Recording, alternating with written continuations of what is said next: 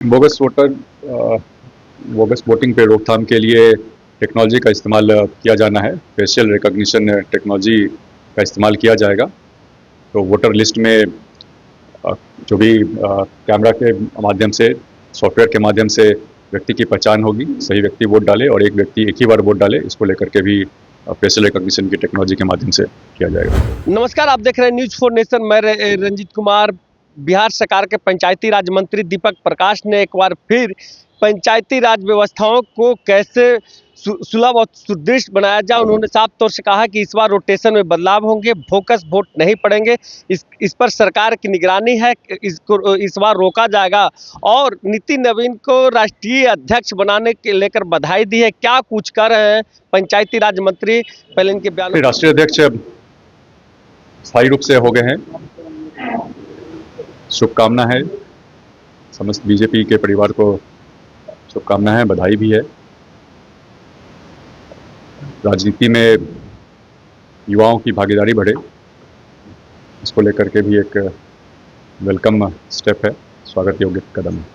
प्रधानमंत्री मोदी ने कहा है कि हम पैटियों को भारत के लोगों का अधिकार छीनने नहीं देंगे, एक बड़ी समस्या है पूरे भारत की।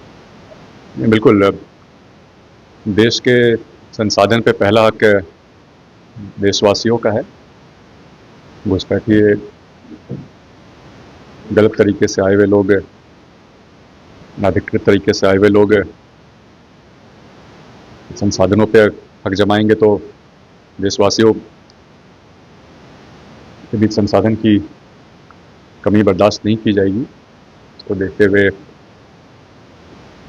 जिस प्रकार से SIR का काम चल रहा है, वोटर रोल के शुद्धिकरण की बात चल रही है, सीमा को सुरक्षित करने की बात चल रही है, स्वागत योग्य कदम। सर, राहुल गांधी कह रहे हैं कि मनरेगा का जो नाम बदला गया था, जो महात्मा गांधी का अपमान किया गया। मनरेगा में व्यापक बदलाव किए गए हैं, वो नाम पे ही अटके हुए हैं विपक्ष के लोग।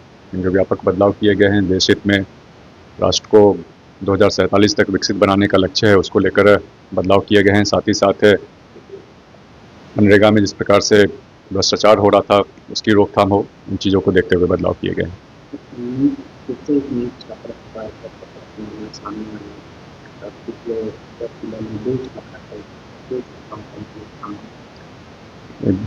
दुखद खबर है ये, घटना दुखद है, लेकिन पुलिस प्रशासन जल्द ही इन मामलों का उद्भेदन करेगा और जो भी इसमें दोषी है उनके ऊपर सख्त से सख्त कार्रवाई की जाएगी।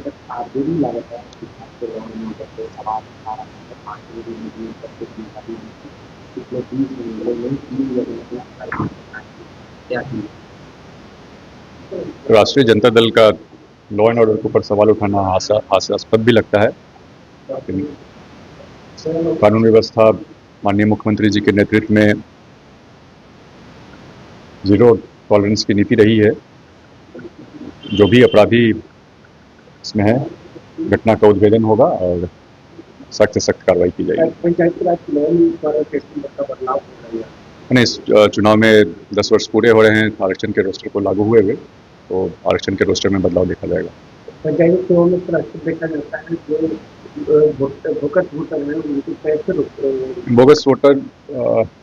बोगस वोटिंग पे रोकथाम के लिए टेक्नोलॉजी का इस्तेमाल किया जाना है। फेशियल रिकॉग्निशन टेक्नोलॉजी का इस्तेमाल किया जाएगा।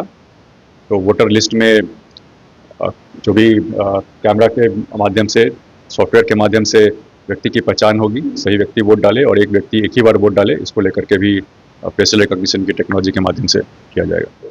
आपने सुना कि पंचायती राज मंत्री दीपक प्रकाश ने लगातार तेजस्वी यादव पर भी सवाल खड़े किए और उन्होंने साफ तौर से कहा कि इस बार जो पूरे देश में रोहिंग्याओं को रोका जा रहा है और NRC के जो बिहार से बाहर या फिर देश से बाहर के लोग हैं, इन लोगों की नागरिकता पर बड़े सवाल खड़े किए। आप देख रहे थे न्यूज़ फॉर नेशन, तब तक के नमस्कार।